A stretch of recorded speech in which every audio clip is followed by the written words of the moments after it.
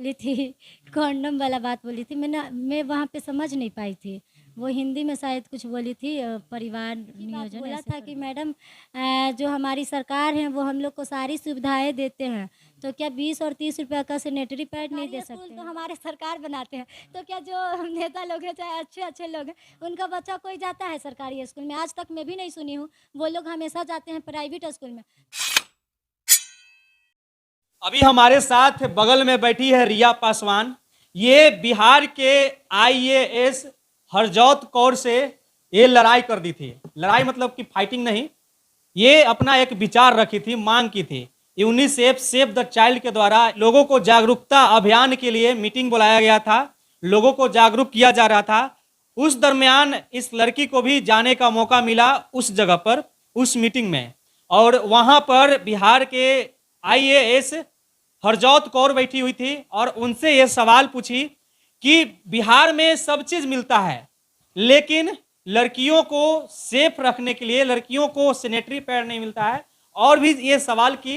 इस सवाल से हरजौत कौर जो हैं आईएएस हैं, वो गुस्सा हो जाती हैं और इनको बहुत सारे बातें बोलती हैं। वो वीडियो भी काफी वायरल हुआ था। अभी हमारे साथ ये रिया पासवान है। सबसे पहले तो बहुत बहुत स्वागत है सीके टीवी में। धन्यवाद। क्या पूछी थी, क्या हुआ था? मैं मैडम से सिर्फ एक ही बात पूछी थी कि मैडम, जो हमारे सरकार है वो हम लोग को सारी सुविधाएं देते हैं, तो क्या जिसका कोई कीमत नहीं है 30 से 20 रुपया, वो हम लोग को नहीं दे सकते हैं? सिर्फ मैंने इतना ही बोला था। तो फिर क्या हुआ?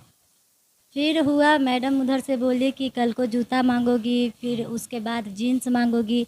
फिर जो तीसरा सवाल था वो मैं वहाँ पे सुनी थी लेकिन समझ नहीं पाई थी। फिर मुझे 2 दिन बाद पता चला कि मैडम ने तीसरा बात ऐसा बोली थी। क्या बोली थी? बोली थी, कॉन्डम वाला बात बोली थी। मैं वहाँ पे समझ नहीं पाई थी।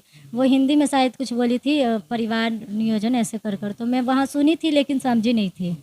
तो और लोग से पता चला मुझे कि मैडम इस टाइप का बात बोली हैं।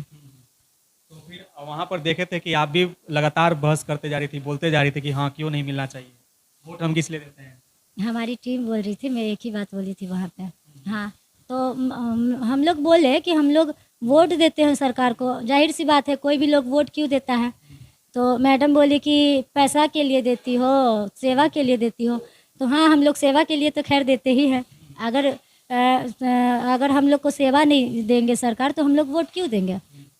तो जाहिर सी बात है कि हम लोग सेफ रहें, इसीलिए सरकार को वोट देते हैं, ताकि वो हम लोग का भी जो भी समस्याएं हैं वो दूर कर सके। फिर बाद में मैम ये भी बात बोली थी कि ऐसा है, अगर ये सब चाहिए तो पाकिस्तान चल जाओ। जी, तो हम लोग भी बोले कि हम लोग हिंदुस्तानी हैं, पाकिस्तानी क्यों जाए? क्यों जाए पाकिस्तान? हिंदुस्तानी है। तब क्या हम बोले, हम लोग वहाँ पे कि हम लोग हिंदुस्तानी हैं, पाकिस्तान क्यों जाए? लेकिन फिर कितना देर बहस चला इस बात को?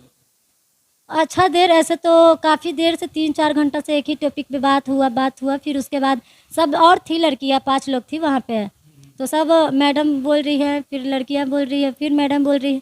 तो फिर मैं वहीं पे स्टॉप कर मैंने एक ही बात बोला था कि मैडम, जो हमारी सरकार है वो हम लोग को सारी सुविधाएं देते हैं, तो क्या 20 और 30 रुपये का सैनिटरी पैड नहीं दे सकते हैं? बस मैंने इतना ही बोला।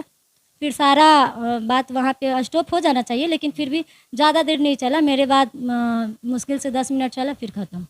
नहीं तो और बात होता हम लोग का भी। और क्या क्या सोच के गए? हम लोग सोच कर गए थे, जैसे मेरी जो स्लम बस्ती है वहाँ पे शौचालय नहीं है, जैसे मेरे पास है। सैनिटरी पैड के लिए भी मैंने हर एक वीडियो में बोला है कि मैं हमेशा ख़रीदती हूँ, लेकिन मेरी जैसी जैसी हज़ारों लड़कियाँ हैं वो ख़रीद नहीं पाती हैं, और मैं अभी इतनी सक्षम नहीं हूँ कि हर लोग को दे पाऊँ। तो ये भी सोच कर गई थी। फिर उसके बाद जो शौचालय है इसके लिए तो खास कर सोच कर गई थी, क्योंकि मेरे पास है, मेरे पास शौचालय भी है, लेकिन और लोग हैं जिनके पास नहीं है, वो 5 रुपया देकर जाती हैं। और मान लीजिए कि वो ये स्लम बस्ती है, यहाँ पे हर लोग के पास एनी टाइम पैसा नहीं रहता है, कभी कभी 1 रुपया भी नहीं रहता है। तो अगर इसको अचानक से शौचालय लग जाए तो वो कैसे जाएगी? अचानक से लग गया, पैसा नहीं है तो क्या होगा?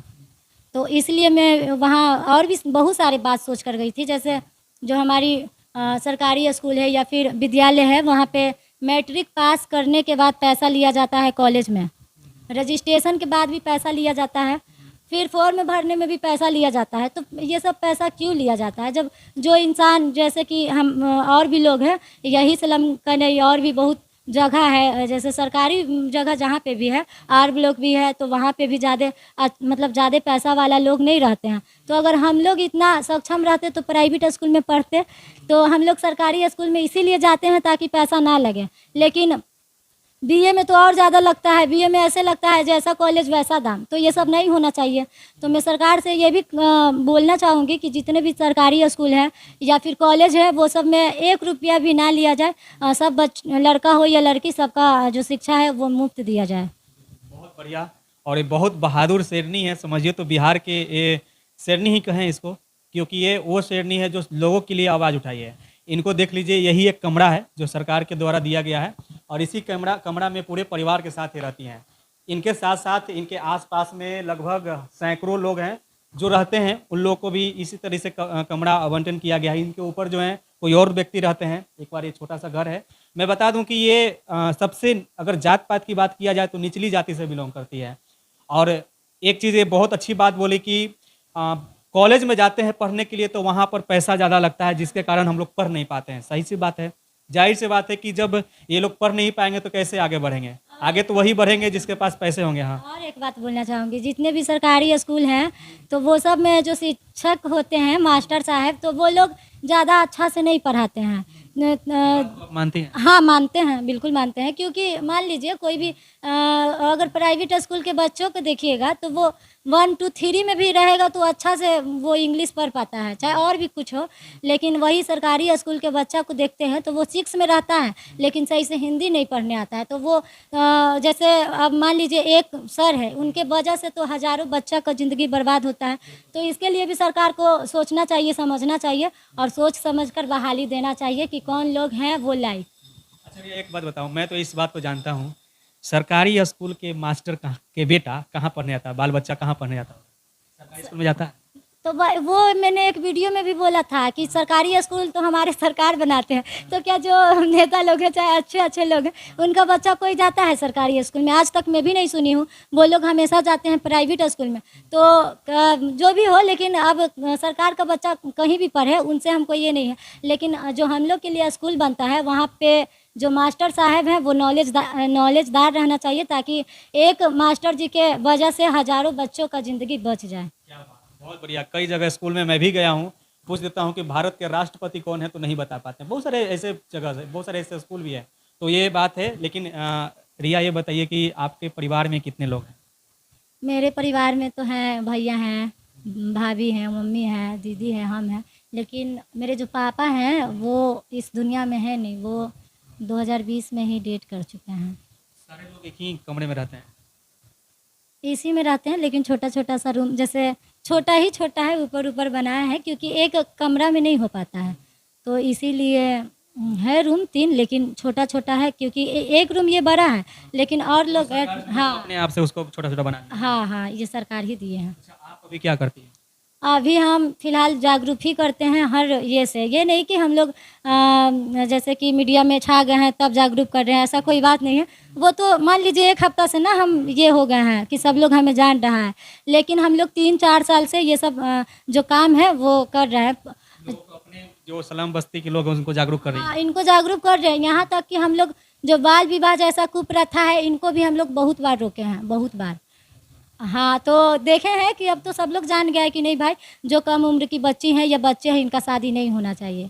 तो अब सब लोग एक समझदार। सवाल और, आपने उस आईएएस मैम से सवाल की थी कि सैनिटरी पैड हम लोग को क्यों नहीं मिलता है, तो आपके मन में, आपके माइंड में ये सवाल आया कहाँ से? देखिए, सबसे पहली बात कि मैं हर एक, मतलब ये मेरी बस्ती है, यहाँ पे मैं घूमती हूँ। जैसे ये नहीं कि जैसे और लोग जो मूसर जात होते हैं, कोई भी, उनसे हमको कोई ये नहीं है कि कोई कास्ट रहा है। लेकिन मैं वहाँ पे जाती हूँ, गाइड करती हूँ सबको। मैंने देखा है यहाँ पे कि कुछ लोग हैं जो कि अब हर लोग को बात नहीं बताती है, लेकिन रिलेशनशिप, हाँ, रिलेशनशिप अगर अच्छा बनता है तो कोई भी बात बता देती है लोग। तो वही मैंने देखा, मैं पूछी भी कितना लोग से, तो वो लोग बोली कि मुझे पता है कि यूज़ करना चाहिए वो, लेकिन मेरे पास जैसे जो माहवारी है, इनका कोई डेट नहीं रहता है कि कब आ जाए। तो अब अचानक से आ गया, मान लीजिए मार्केट ही गए, आ गया, तो ये कोई ज़रूरी नहीं है कि पैसा ही लोग लेकर जाता है, खास कर कर स्कूल। मार्केट तो पैसा लेकर जाती ही है, लेकिन स्कूल जो लोग जाती हैं या फिर कॉलेज जाती हैं, तो खास कर जो सरकारी स्कूल की बच्चियां हैं जो स्लम से जाती है, वो लोग 50 रुपया कभी नहीं लेकर जाती है। और कभी ऐसा दिन लेकर भी गई होगी तो खा पी गई होगी, और ऐसा दिन लेकर जाती नहीं जाती है जिस दिन इसको ज़रूरत हो। तो ये चीज़ मैंने फेस किया है, इसीलिए मैं मैडम से बोली थी ये सब बात। स्कूल में सैनिटरी पैड मिलना चाहिए। मिलना चाहिए स्कूल में। खिचड़ी, दाल, पापड़, भुजिया ये सब मिल रहा है तो पैसा लगता है, तो ये सब जब मिल रहा है खाने के लिए, लेकिन मेन वो पॉइंट वाली बात है, इससे काफ़ी ज़्यादा बीमारियां होती है, जो कि अगर हम लोग गलत चीज़ यूज करें, कपड़ा हो गया तो वो अगर गीला हो जाता है तो रिफेक्शन का डर रहता है, बहुत तरह का बीमारियां होता है। एक तरह से ये इसे लोग आज के ज़माने के भी जो लोग हैं उसे कलंकित मानते हैं कि नहीं ये सब गलत बात है, ये हो जाता है तो किसी को मंदिर में नहीं जाने दिया जाता है, अचार नहीं छूने दिया जाता है। तो ये सब मैं कुप्रथा ही मानती हूँ, क्योंकि इसके बिना इंसान का ज़िंदगी नहीं रहता है, इसके बिना कोई शादी भी नहीं कर पाएगा। और अगर शादी हो भी जाता है, अगर बच्चा नहीं होता है तो इसको लोग अपना मायका ही वापस से भिजवा देता है। तो इसके लिए इससे शर्मिंदगी नहीं फील होना चाहिए। वो एक तरह से जैसे हर चीज़ ज़रूरी है, वो भी ज़रूरी है। यानी कि आपके कहने का अर्थ ये है कि सैनिटरी पैड हर स्कूल में होना चाहिए और बच्चे को समय समय पर मिलना चाहिए, ताकि बहुत सारे बच्चे ऐसे हैं जो गरीबी के कारण वो खरीद नहीं पाते। खरीद नहीं पाते हैं। तो ये हमारे साथ रिया पासवान है। अरे इनका एक चैनल है, क्या नाम है चैनल का? Riya the pad girl. Riya the pad girl, salute है आपको। सच में बहुत अच्छा नाम रखे हैं, रिया द पैड गर्ल। और आपने पैड मूवी भी देखे होंगे, बहुत ही, मैं मूवी का नहीं प्रचार कर रहा हूँ, लेकिन बहुत अच्छा मूवी है, उसके लिए काफ़ी अवार्ड भी मिल चुका है। और उम्मीद है कि हमारे अगर किसको अगर शर्म आएगा तो आपको भी सम्मानित करेगा, क्योंकि आपने जो काम किया है इसको जितना तारीफ किया जाए वो कम है। आपने सिस्टम से लड़ने का कोशिश की है, सिस्टम से लड़ाई लड़ी है, और ये लड़ाई कोई छोटी लड़ाई नहीं है, बहुत बड़ा लड़ाई है। तो इनका एक चैनल है रिया द पैड गर्ल, तो ये चैनल है, आप लोग सब्सक्राइब कर लीजिए। ये समाज सेवा करती हैं, पहले से भी कर रही थी, पहले से चैनल था या पहले से चैनल था या अभी बनाइए? मीडिया वाले भैया है ना, वही लोग बना दिए हैं। बहुत बढ़िया है, कोई आया हमारे जैसा बना दिया है, बहुत अच्छी बात है। आप उस चैनल पर जो भी लोगों से मिलिएगा, जहाँ स्लम बस्ती में जाती हैं, जिनका समस्या होगा उनको बता समझा कर के कैसे लोगों को जागरूक करना चाहिए, वो भी आप बना करके डालिएगा, ताकि बहुत सारे ऐसे जगह पर लोग होते हैं, मोबाइल तो ले लेते हैं 11,000 रुपये का, 15,000 रुपये का, 20,000 रुपये का, लेकिन वो भी पैड नहीं खरीद पाते हैं, ऐसा भी होता है। तो ऐसा होता है ना, क्यों होता है जो भी बताते हैं। जैसे अभी हम ही हैं, ठीक है ना, हम भी फ़ोन खरीदे हैं, लेकिन मेरा अभी किस्त पे है, अभी 3 महीना और भरना है, ठीक। अब हम भी खरीद लिए, सबका शौक़ रहता है, लेकिन जिस टॉपिक पे मैंने बात किया है इसका कोई डेट नहीं रहता है कि कब आ जाए। मान लीजिए अभी तो मेरे पास 50,000 है, तो पैसा कहीं रखा हुआ नहीं रहता है, खर्च हो जाता है। लेकिन इंसान को ऐसा होता है कि कभी 1 रुपया भी नहीं रहता है, तो अचानक से आ जाने वाला चीज़ तो एक तरह से ये है। इसीलिए मैंने मैडम से ये बात बोला था कि मैडम आप हर स्कूल में हर कुछ में ये फ्री करवा दीजिए। अच्छा, एक चीज़ और मैं बता देता हूँ कि मैडम बाद में माफ़ी भी मांगी, जब ये सब पूरा बवाल हो गया तो मैडम माफ़ी हर लोग, मतलब ये एप्लीकेशन लिखी थी, लेकिन मैं मैडम को बता देना चाहती हूँ कि मैंने मैडम को उसी टाइम माफ़ कर दिया था। मैं तो इतना दिल पे ली भी नहीं थी, लेकिन सब लोग का, और भी मीडिया वाले भैया आए, वो लोग बोल रहे थे क्या है नहीं है, तो मैंने हर एक वीडियो में बोला है कि मैं मैडम को माफ़ कर दी हूँ। और लोग जो नहीं भी किए हैं, महिला संगठन, सब लोग को मैं बोली हूँ कि मैडम को एक चांस दिया जाए। चलिए, इसी के साथ उम्मीद है कि आप लोग को कुछ सीखने को मिला होगा। फिलहाल के लिए इतना ही। आप देख रहे थे CK TV India news, Chitranjan Kushwaha के साथ। नमस्कार, जय हिंद।